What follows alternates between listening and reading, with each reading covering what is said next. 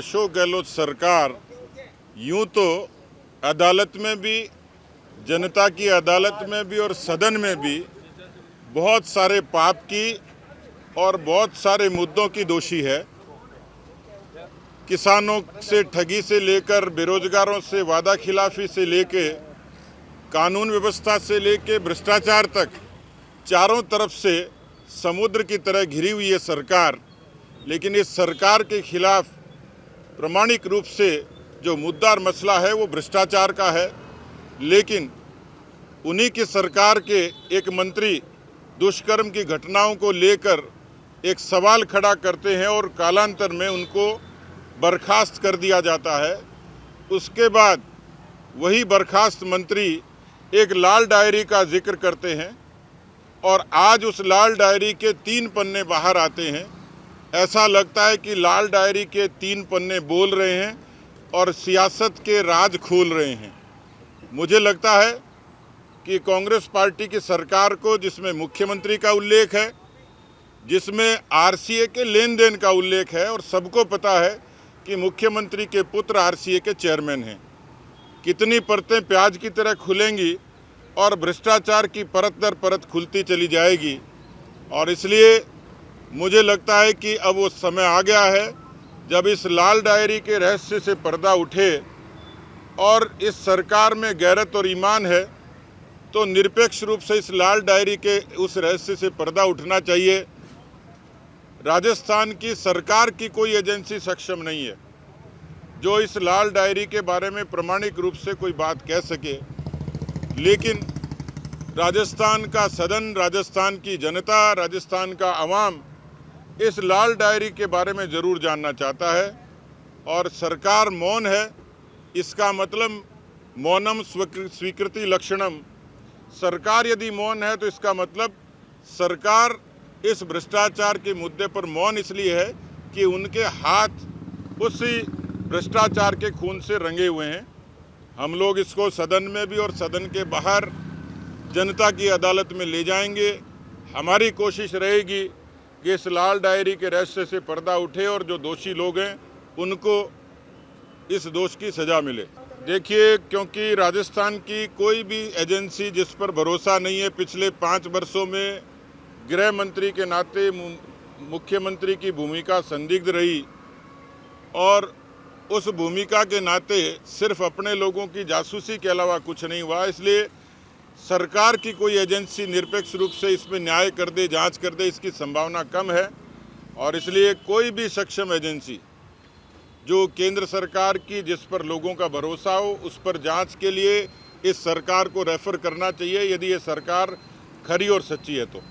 देखिए, मुझे लगता है कि ये इसमें भी बहुत ज़्यादा देर और ज़्यादा दौर की ज़रूरत नहीं है। लेकिन चूँकि अभी ये शुरुआत है और इसलिए हमारे यहाँ कहा जाता है कि आदमी एक बार बचे, 2 बार बचे और बकरे की माँ कब तक खैर मनाएगी। तो ऐसी डायरी जिसमें भ्रष्टाचार का सीधा सीधा उल्लेख हो, भले ही कोडवर्ड में लिखा गया हो, लेकिन उसमें उल्लेख और प्रमाणिक रूप से किसी व्यक्ति ने आरोप लगाया है तो उस आरोप को झूठा साबित करने का काम कांग्रेस पार्टी की सरकार को करना चाहिए। लेकिन सरकार लिपापोती करती है, इसका मतलब कहीं न कहीं दाल में काला है।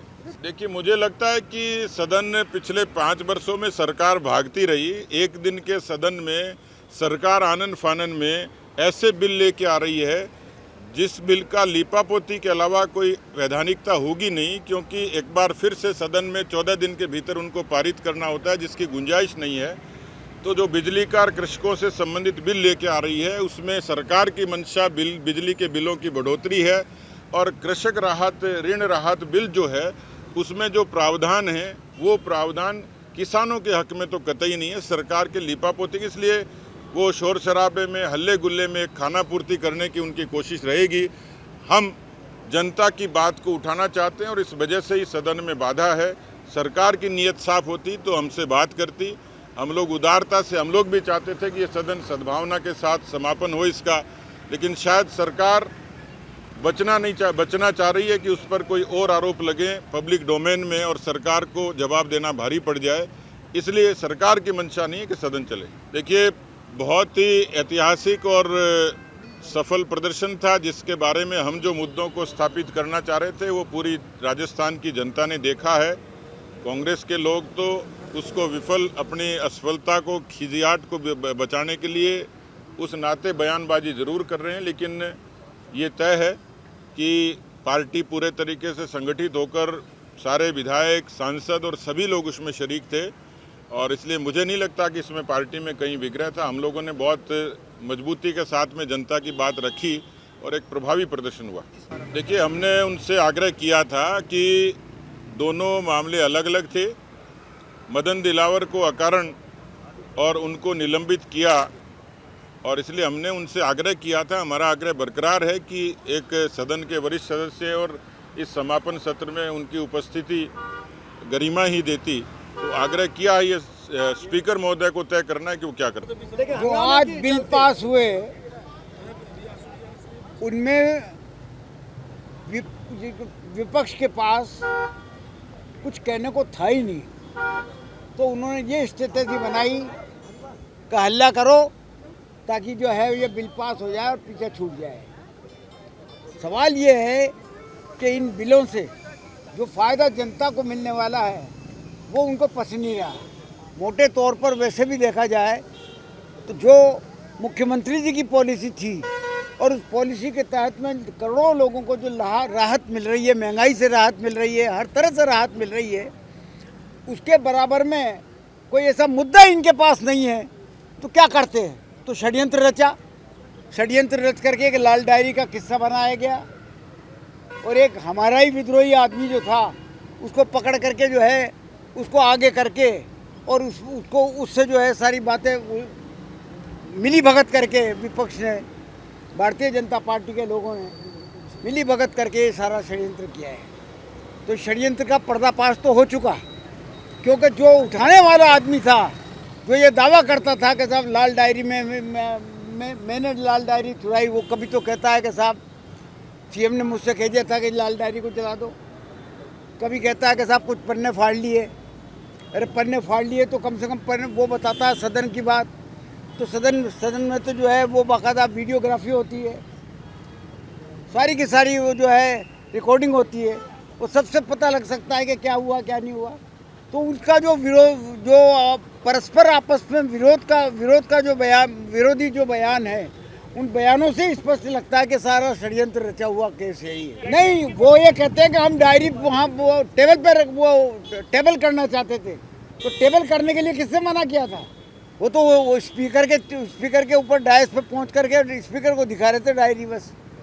किससे मना किया था? और अब आज भी भेज देते वो डायरी तो अगर मान लो असल में डायरी थी तो आज तो खैर उनको निकाल रखा था, तो कम भारतीय जनता पार्टी का ही कोई आदमी रख देता, टेबल कर देता, उसको टेबल तो करते, पता लगता लोगों को कि साहब डायरी, लाल डायरी नाम की कोई चीज़ है क्या, लिखा है तो क्या लिखा है उसमें।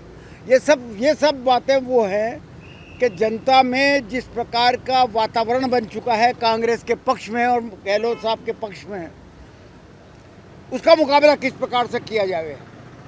तो कोई ना कोई षड्यंत्र रच करके इस प्रकार की झूठी बातें जनता में फैलाने की सारी कार्रवाई वो है, फर्जी कार्रवाइयाँ है। मैं आपसे फिर दावा से कहता हूँ कि सरकार कांग्रेस की बनेगी। लोग खुद कहते हैं, मैं पदयात्रा पे हूँ, करीब 1 साल हो गया मुझे पदयात्रा करते करते, एक घर पे जा रहा हूँ और कम से कम भी आप ये देखिए न करते हुए भी मैंने जो मेरी विधानसभा क्षेत्र में जो 56 वार्ड है, 56 वार्ड में से 50 वार्ड मैंने कवर कर लिए।